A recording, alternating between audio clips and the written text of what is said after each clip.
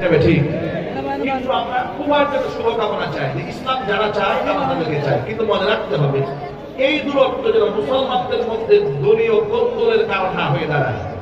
আমি আজকেই দেখলাম একজন লিখেছে, জামাতপন্থী একজন লিখলেন যে চর্মরূপ থেকে জামাত মুক্তি লাভ করল, এবং যিনি একটা লিখেছেন আমি খুব ভালো করে তাকেও চিনি, এমনকি তার পরিচয় জানি, এবং সে সাধারণ কোনো লোক না, মোটামুটি একটা পর্যায়ের লোক। একটা পর্যায়ের মানুষ যখন এইভাবে ঘৃণা বিদ্বেষ ছড়ায়, তখন মানুষের মধ্যে আর সৌহার্দ্য থাকে না, মানুষের মধ্যে ভাতৃত্ব থাকে না, মহব্বতটা নষ্ট হয়ে যায়।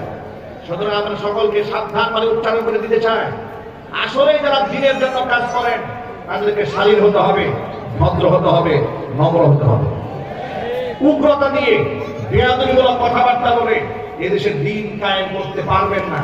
তার কারণ কোন বেয়াদবের মাধ্যমে আল্লাহ পৃথিবীর ইতিহাসে কোথাও দিন কায়েম করেছেন তার লোকেরা না। কথা ঠিক না জুড়ে বলেন?